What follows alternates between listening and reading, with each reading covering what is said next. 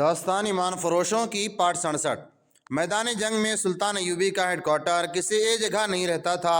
وہ دن کو کہیں اور تو رات کو کہیں ہوتا اور خود گھومتا رہتا تھا، لیکن اس نے ایسا انتظام کر رکھا تھا کہ اس تک پہنچتے دقت نہیں ہوتی تھی۔ جگہ جگہ رہنما موجود رہتے تھے جنہیں خبر پہنچا دی جاتے تھے کہ سلطان کہاں ہے، اور ایک راز ہوتا تھا، اس لیے رہنما ذہین قسم کے افراد ہوتے تھے۔ جس دن 3 دنوں کی مسافت کے بعد پیغام لے جانے والا کمانڈر 4 محافظ کے ساتھ دمشق پہنچا، اس وقت سلطان ایوبی الستان کے سلسلے کوہ میں تھا۔ سردی کا موسم عروج پر تھا۔ کمانڈر اس کے محافظوں کی یہ حالت تھی کہ بھوک، نیند اور مسلسل سواری سے ان کے چہرے لاشوں کی طرح سوکھ گئے تھے، زبانیں باہر نکلی ہوئی اور سر ڈول رہے تھے، پھر بھی وہ فوراً روانہ ہونے کے لیے تیار ہو رہے تھے۔ انہیں زبردستی کھلایا پلایا گیا اور الستان کے لیے روانہ ہو گئے۔ ترپولی کا صلیبی حکمران ریمانڈ الملک الصالح کی مدد کے لیے آیا اور بغیر لڑے واپس چلا گیا تھا، کیونکہ سلطان ایوبی نے آگے گھات لگائی اور عقب سے اس کی رسد روک لی تھی۔ عقب میں بھی سلطان ایوبی کی فوج دیکھ کر ریمانڈ اپنی فوج کو کسی اور طرف سے نکال کر لے گیا تھا۔ سلطان ایوبی نے اس کا تعاقب مناسب نہ سمجھا، کیونکہ اس سے وقت اور طاقت ضائع ہوتی تھی۔ اس نے زیادہ نفری کے چھاپہ مار دستے ریمانڈ کی رسد کو پکڑ لانے یا دوسری صورت میں تباہ کر دینے کے لیے بھیج دیے۔ موسم سرما کی بارشیں بھی شروع ہو گئی تھیں۔ صلیبیوں کی رسد کا قافلہ بہت ہی بڑا تھا۔ رات کے وقت رسد کا محافظ گھوڑا گاڑیوں کے نیچے اور خیمے میں پڑے تھے۔ انہیں رسد واپس لے جانی تھی۔ اگلی صبح انہیں کوچ کرنا تھا۔ انہیں معلوم نہیں تھا کہ دن کے وقت پہاڑیوں اور چٹانوں کی اوٹ سے چند آنکھیں انہیں دیکھتی رہتی ہیں۔ انہیں غالباً توقع تھی کہ اتنی سردی میں اور بارش کے دوران ان پر کوئی حملہ کرنے نہیں آئے گا۔ رات کو اچانک ان کے کیمپ کے ایک طرف شور اٹھا، شعلے بھی اٹھے، خیمے جل رہے تھے۔ یہ سلطان ایوبی کے چھاپہ ماروں کا شب خون تھا۔ انہوں نے پہلے چھوٹی منجنیقوں سے آتش گیر مادے کی ہانڈی پھینکی، پھر جلتے ہوئے فلیتوں والے تیر چلائے تھے۔ شعلوں کی روشنی میں انہوں نے حملہ کر دیا۔ برچیوں اور تلواروں سے بہت سے صلیبیوں کو ختم کر کے چھاپہ مار پہاڑیوں میں غائب ہو گئے۔ کچھ دیر تک قریبی چٹانوں سے رسد کے کیمپ پر تیر برستے رہے۔ اس کے بعد چھاپہ ماروں کی دوسری پارٹی نے حملہ کیا۔ صبح تک 1.5-2 میل کے علاقے میں پھیلے ہوئے کیمپ میں رسد رہ گئی تھی، یا لاشیں یا ایسے زخمی جو چلنے کے قابل نہیں تھے۔ بہت سے گھوڑوں کو صلیبی بھگا لے گئے تھے، بہت سے پیچھے بھی رہ گئے تھے۔ چھاپہ ماروں کے شبخونوں کے درمیان وقفے میں صلیبی کچھ گھوڑا گاڑیاں نکال لے جانے میں کامیاب ہو گئے تھے۔ جو رسد اور گھوڑے رہ گئے تھے وہ سلطان ایوبی کی فوج نے قبضے میں لے لیے۔ حلب کا محاصرہ اٹھا لیا گیا تھا۔ سلطان ایوبی اس اہم شہر کو ایک بار پھر محاصرے میں لینے کی اسکیم بنا رہا تھا۔ دن کے وقت جب چھاپہ ماروں کے کمانڈر سلطان ایوبی کو گزشتہ رات کے شبخونوں کی رپورٹ دے رہا تھا، دربان خیمے میں داخل ہوا۔ اس نے سلطان کو اطلاع دی کہ قاہرہ سے ایک کمانڈر پیغام لایا ہے۔ پیغام قاصد لایا لے جایا کرتے تھے۔ کمانڈر کا نام سن کر سلطان ایوبی دوڑ کر باہر آیا اور اس کے منہ سے نکلا، خیریت، تم کیوں آئے ہو؟ پیغام اہم ہے۔ کمانڈر نے کہا، خدائے ذوالجلال سے خیریت کی امید رکھنی چاہیے۔ سلطان ایوبی نے پیغام لیا اور کمانڈر کو اندر لے گیا۔ اس نے پیغام پڑھا اور گہری سوچ میں کھو گیا۔ ابھی یہ معلوم نہیں ہو سکا تھا کہ سوڈانیوں کی فوج مصر میں داخل ہو کر کہاں خیمہ زن ہوئی ہے۔ سلطان ایوبی نے پوچھا، دیکھ بھال کے دستے بھیج دیے گئے ہیں۔ کمانڈر کے جواب دیا، مجھے توقع تھی کہ میری غیر حاضری میں کوئی نہ کوئی گڑبڑ ضرور ہے۔ سلطان ایوبی نے کہا، میرے بھائی العادل سے کہنا کہ گھبرائے نہیں، قاہرہ کے دفاع کو مضبوط کر لے، لیکن صرف دفاع لڑائی نہ لڑے۔ زیادہ تر دستے اپنے پاس رکھے اور ان میں سے جوابی حملے کے لیے تجربہ کار دستے الگ کر لیں، لیکن انہیں شہر میں ہی رہنے دے۔ فوج کی کوئی نقل و حرکت نہ کرے تاکہ دشمن کو یہ امید رہے کہ وہ تمہیں بے خبری میں لے لے گا۔ ظاہر یہ کرتے رہنا کہ قاہرہ کی فوج کو علم نہیں، یہ قاہرہ پر حملہ ہونے والا ہے۔ شہر کو محاصرے میں نہ آنے دینا، اس سے پہلے ہی جوابی حملہ کر دینا۔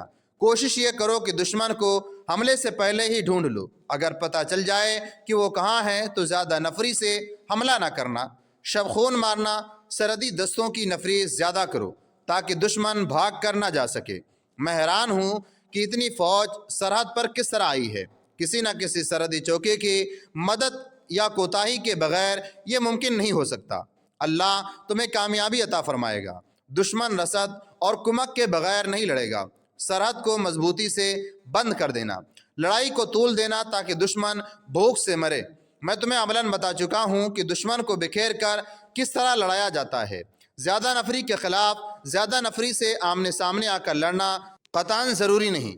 मुझे तवक्को नहीं थी कि अलकंद भी गद्दार निकलेगा, फिर भी मैं हैरान नहीं। ईमान की नीलामी में कोई देर नहीं लगती। बादशाही का सिर्फ तस्वुर ही इंसान को ईमान से दस्तबरदार होने पर मजबूर कर देता है।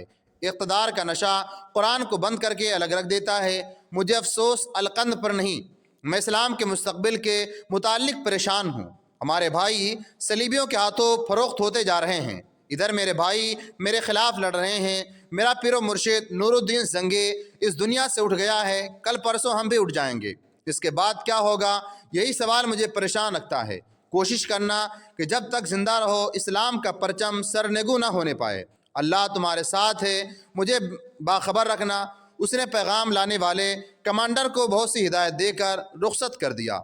मिस्र की फ़ौज के चंद एक दस्तों को 2-2, 4-4 की टोलियों में तकसीम करके भेज दिया गया कि खून फिर दुश्मन के इज्तिमा को ढूंढे। इस दौरान उस सरहदी चौकी से जिसका कमांडर जोरा के साथ लापता हो गया था, एक सिपाही ने काहिरा आकर रिपोर्ट दी कि चौकी का कमांडर चंद दिनों से लापता है। सिपाही ने यह न बताया कि उसकी चौकी पर नाच गाना हुआ था और एक रक्कासा कमांडर के खेमे में गई थी। इस इत्तला से शक हुआ कि वो दुश्मन के साथ मिल गया है और उसी की मदद से दुश्मन दरिया के रास्ते आया होगा। फैसला हुआ कि किसी ज़हीन कमांडर को उस चौकी पर मुहाफ़िज़ों के एक दस्ते के साथ भेजा जाए। चौकी का कमांडर और जोरा हबशियों के कब्ज़े में थे, लेकिन कैद होते हुए भी वो कैदी नहीं थे। उन्हें जो लिबास पहनाया गया था वो परिंदों के रंग बिरंग परों का बना हुआ था। जिस कमरे में उन्हें रखा गया था उसे परों और फूलों से सजाया गया था। उन्हें ख़ास किस्म की ग़िज़ा खिलाई जा रही थी। हबशियों के मजहबी पेशवा उनके आगे सजदे करते और कुछ बड़बड़ा कर चले जाते थे। किसी और को उनके करीब आने की इजाज़त नहीं थी। एक बार उन्हें दरख्तों की मजबूत टहनियों और पत्तों की बनी हुई पालकियों पर उठाकर दरिया में लहनाने के लिए ले जाया गया था। दोनों को मालूम था कि उन्हें ज़िबा किया जाएगा। रात को वो तन्हा होते थे, लेकिन बाहर 8-10 हबशी मौजूद रहते थे। कमांडर ने कई बार उठकर देखा था कि फ़रार की कोई सूरत बन सकती या नहीं। फ़रार मुमकिन नज़र नहीं आता था। एक रात हबशियों के 2 मजहबी पेशवा आए। कमांडर और जोरा सोए हुए थे। उन्हें जगाया गया। वो समझे कि उनकी मौत आ पहुंची है। मजहबी पेशवाओं ने उनके आगे सजदा किया और दोनों को बाहर ले गए। बाहर पालकियाँ रखी थीं, एक पर कमांडर और दूसरे पर जोरा को बैठाया गया। दोनों हबशियों ने एक एक पालकी उठा ली। मजहबी पेशवा आगे आगे चल पड़े। वो दोनों मिलकर कुछ गुनगुनाने लगे। पालकियों के पीछे 2 और हबशी थे जिनके पास बर्चियाँ थीं। वो मुहाफिज थे। कमांडर और जोरा खामोश थे। पहाड़ियों से निकलकर वो लोग दरिया की तरफ चल पड़े। कमांडर ने देखा कि चांद उफ़क़ से निकल रहा है। उससे उसने अंदाज़ा किया कि रात आधी गुजर गई है। उस वक्त से पहले चांद नहीं होता था। दरिया के किनारे ले जाकर पालकियाँ उतार दी गईं। मजहबी पेशवा आगे बढ़कर कमांडर और जोरा का लिबास उतारने लगे। चांद की रोशनी में कमांडर ने देखा कि बर्छियों वाले दोनों मुहाफिज और पालकियाँ उठाने वाले दोनों हबशी उनकी तरफ पीठ करके पहलू ब पहलू खड़े हो गए थे। उनके लिए शायद यही हुक्म था। कमांडर ने चीते की तरह जुस्त लगाई और एक हबशी से बर्छी छीन ली। वो तजर्बाकार सिपाही था। उसने पीछे हटकर दूसरे के पहलू में बर्छी उतार दी। उस हबशी की बर्छी गिर पड़ी। कमांडर ने चिल्लाकर कहा, जोरा भाग कर जाओ और ये बर्छी उठा लो। जोरा दौड़ी। कमांडर ने गिरी हुई बर्छी को ठुड मारा तो जोरा तक पहुंच गई। कमांडर ने कहा, अब मर्द बन जाओ। हबशियों ने खुली मुकाबला करने की कोशिश की, लेकिन वो बर्छियों का मुकाबला ना कर सके। मजहबी पेशवा भाग उठे। कमांडर ने उन्हें दूर ना जाने दिया। जोरा भी उधरी को दौड़ पड़ी। दोनों पेशवा ख़त्म हो गए। बाकी भी मरने से पहले ज़ोर ज़ोर से करा और चिल्ला रहे थे। कमांडर की बर्छी ने सबको खामोश कर दिया और वो चौकी की तरफ दौड़ पड़े। बहुत आगे गए तो उन्हें 2 गश्ती संतरी घोड़ों पर सवार नजर आए। कमांडर ने उन्हें पुकार कर कहा, जल्दी आगे जाओ। संतरियों ने अपने कमांडर को पहचान लिया। कमांडर ने कहा, घोड़े हमें दो, हम काहिरा जा रहे हैं। तुम दोनों वापस चौकी में चले जाओ। अगर कोई हमारे तलाश में आए तो कहना तुमने नहीं देखा। सिपाही पैदल वापस चले गए। कमांडर ने जोरा को گھوڑے پر سوار کیا اور خود دوسرے گھوڑے پر سوار ہو کر زورا سے کہا کہ اگر تم نے کبھی گھوڑا سواری نہیں کی تو گھبرانا نہیں، گھوڑا تمہیں گرائے گا نہیں، ڈرنا مت۔ اس نے گھوڑے کو ایڑ لگائی، گھوڑا سر پر دوڑے اور اس کے ساتھ زورا نے ڈر کے مارے چیخنا شروع کر دیا۔ کمانڈر نے گھوڑا روک لیا اور زورا کو اپنے گھوڑے پر اپنے پیچھے بٹھا لیا اور دوسرے گھوڑے کی باغیں اپنے گھوڑے کے پیچھے باندھ کر زورا سے کہا کہ اس کے کمر کے گرد بازو ڈال لے۔ گھوڑا پھر دوڑ پڑا۔ کمانڈر پہاڑی خطے سے دور ہٹ کر چکر کاٹ کر جا رہا تھا۔ اسے سمت اور راستے کا علم تھا۔ وہ ابھی 2 میل بھی نہیں گیا ہوگا کہ ایک طرف سے آواز سنائی دی، ٹھہر جاؤ، کون ہو؟ کمانڈر رکا نہیں۔ بیک وقت 4 گھوڑے اس کے تعاقب میں دوڑ پڑے۔ کمانڈر نے اپنے گھوڑے کی رفتار تیز کرنے کی کوشش کی لیکن اس کا گھوڑا تھک گیا تھا۔ اس نے کوشش کی کہ دوسرے گھوڑے کو اپنے پہلو میں کر کے اس پر سوار ہو جائے۔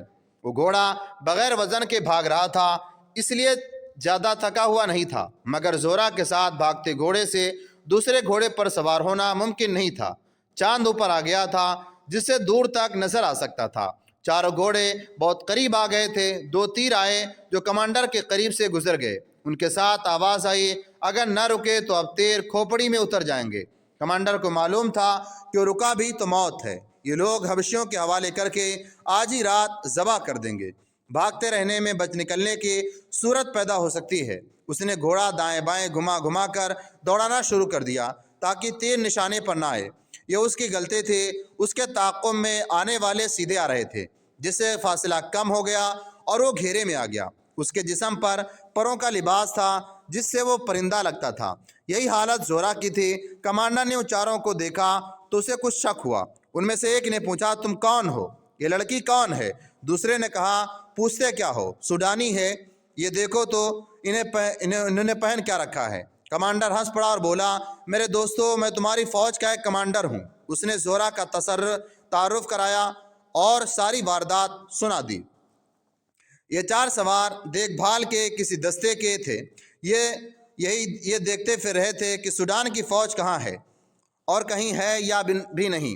وہ کمانڈر اور زورا کو ساتھ لے کر قاہرہ کی سمت چل پڑے۔ بڑے ہی لمبی مسافت طے کر کے وہ اگلی رات قاہرہ پہنچے۔ انہیں سب سے پہلے علی بن سفیان کے پاس لے جایا گیا اور رات کو ہی عادل کو جگا کر بتایا گیا کہ 4000 سے زیادہ حبشی فوج فلاں جگہ چھپی ہوئی ہے اور اس کی قیادت سالار القند کر رہا ہے۔ العادل نے اسی وقت اپنی فوج کو کوچ کا حکم دے دیا۔ سلطان ایوبی کے طریقے جنگ کے مطابق اس نے ہراول میں سوار دستے رکھے جن کی نفری خاصی تھوڑی تھی۔ 2 حصے پہلوؤں میں پیچھے رکھے، درمیان میں اپنا ہیڈ کوارٹر اور اپنے پیچھے زیادہ سے زیادہ دستے ریزرو میں رکھے۔ اسے معلوم تھا کہ وہ خطہ پہاڑی ہے۔ اس نے فوج کو قلعے کا محاصرہ کرنے کی ترتیب میں رکھا اور کمانڈروں کو جگہ سمجھا کر محاصرے کی ہی ہدایت دی۔ پہاڑوں پر چڑھنے کے لیے اس نے چھاپہ مار دستے الگ سے کر لیے جنہیں اس نے اپنی کمان میں رکھا۔ ادھر صبح کے وقت کسی نے دیکھا کہ مذہبی پیشواؤں اور 4 حبشیوں کی لاشیں دریا کے کنارے پڑی ہیں۔ القند اور اس کے صلیبی مشیروں کو اطلاع دی گئی۔ کسی حبشی کو پتہ نہ چلنے دیا گیا۔ القند کو یہ بھی بتایا گیا کہ جس مرد اور عورت کو قربانی کے لیے رکھا گیا تھا وہ لاپتہ ہے۔ تب القند نے پوچھا کہ وہ آدمی کون تھے۔ اسے جب بتایا گیا کہ وہ اس کے قریبی چوکی کا کمانڈر تھا تو چونکا۔ اسے یاد آ گیا کہ اس کمانڈر نے اسے دیکھا تھا، وہ سیدھا قاہرہ گیا ہوگا۔ القند نے کہا، اسے چوکی میں جا کر دیکھنا اور پکڑنا بیکار ہے، اب ایک لمحہ بھی ضائع نہیں کرنا چاہیے۔ ہم قاہرہ پر بے خبری میں ہلہ بولنا چاہتے تھے لیکن ہم نے وقت ضائع کیا، اب ہم بے خبری میں مارے جائیں گے۔ میں اپنی فوج کو جانتا ہوں، خبر ملتے ہی اڑ کر پہنچے گی، اور ایک کام فوراً کرو، حبشیوں کی لاشیں دریا میں بہا دو۔ اگر حبشیوں کو پتہ چل گیا کہ ان کے مذہبی پیشوا اور ان کے محافظ مارے گئے اور جنہیں قربان کرنا تھا وہ بھاگ گئے ہیں تو یہ ہجوم قاہرہ کے بجائے خرطوم کی طرف چل پڑے گا۔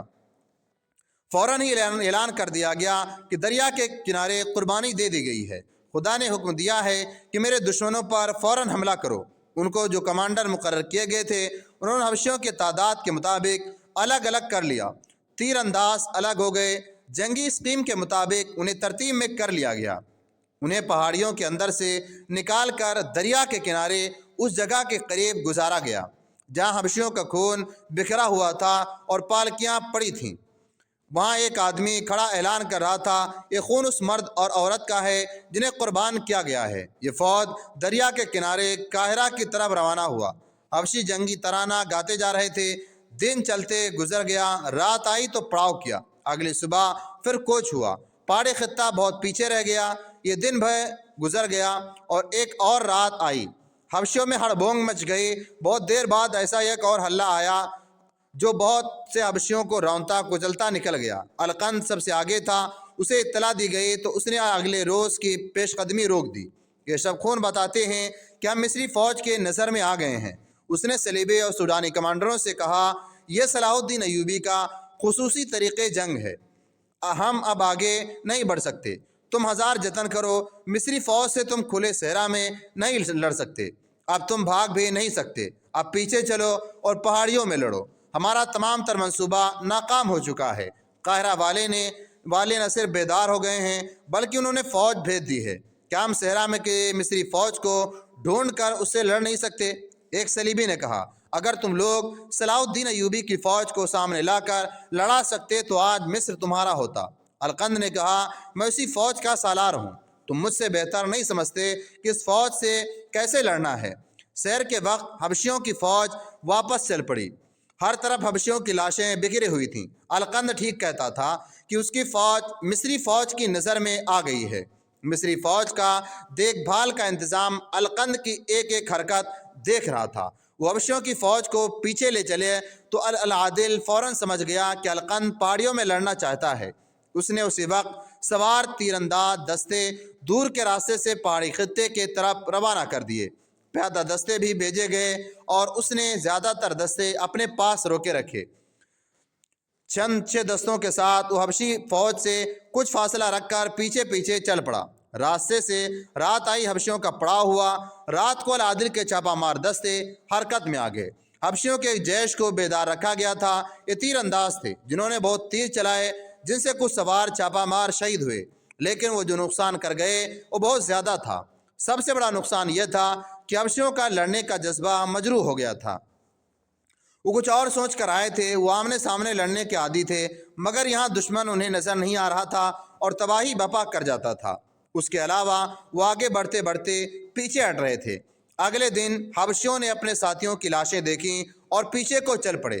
سورج غروب ہونے میں ابھی بہت دیر باقی تھی جب وہ پہاڑی خطے میں داخل ہوئے، لیکن جب انہیں جگہ جمع نہیں کرنا تھا بلکہ پہاڑیوں کے اوپر، نیچے اور دیواروں میں لڑنے کی ترتیب میں رکھنا تھا۔ ان کی آدھی نفری پہاڑیوں میں پہنچ چکی تھی۔ جب ان پر بلندیوں سے تیر برسنے لگے، العادل کے برق رفتار دستے پہلے ہی وہاں پہنچ کر مورچہ بند ہو گئے تھے۔ حبشیوں کے کمانڈر نے چیخ چلا کر انہیں اوٹ میں کیا اور تیر اندازی کا حکم دیا۔ باقی نصف فوج ابھی باہر تھی، اسے پیچھے ہٹایا گیا۔ القند نے اس نفری کو پہاڑیوں پر چڑھا کر آگے جانے اور اوپر سے تیر چلانے کی چال چلی، مگر حبشی پہاڑوں پر چڑھتے نہیں والے تھے کہ ادھر سے العادل کی فوج جو ان کے عقب میں جا رہی تھی پہنچ گئی۔ حبشیوں کی خاصی نفری بلندیوں پر جانے میں کامیاب ہو گئی، جہاں سے حبشیوں نے نہایت کارگر تیر اندازی کی۔ العادل کو نقصان اٹھانا پڑا، مگر اس کی اسکیم اچھی تھی۔ اس نے ادھر سے دستے پیچھے ہٹا لیے۔ اس کی پہلی قیادت کے مطابق دوسری طرف سے تیر انداز اور دیگر دستے پہاڑی خطے کی بلندیوں پر جا رہے تھے۔ سوار دستوں میں ایک کو دریا کے کنارے بھیج دیا گیا۔ اسوان کے اس سلسلے کو میں خوریز مارکا لڑا گیا۔ وادیوں اور بلندیوں پر تیر برس رہے تھے۔ پھر سوار دستوں کو وادیوں میں حلہ بولنے کا حکم ملا۔ رات کو حبشی تو دبک گئے، لیکن العادل نے منجنیقوں کے دستوں کو حکم دیا کہ وہ جگہ جگہ آتش گیر مادے کی ہانڈی پھینک کر آگ کے گولے پھینکے۔ تھوڑی دیر بعد پہاڑیوں کی ڈھلانوں پر آگ کے شعلے اٹھے اور ہر طرف روشنی ہو گئی۔ اس روشنی میں رات کو بھی مارکا جاری رہا۔ صبح کے وقت حبشے خاموش ہو چکے تھے۔ ان میں سے کچھ زمیندوز محلات میں چلے گئے تھے، انہیں بڑی مشکل سے باہر نکالا گیا۔ دن کے وقت القند کی لاش ملی۔ وہ کسی کے تیر سے یا تلوار سے نہیں، اپنی تلوار سے مرا تھا۔ اس کی اپنی تلوار اس کے دل کے مقام پر اتری ہوئی تھی۔ صاف پتہ چلتا تھا کہ اس نے خودکشی کی ہے۔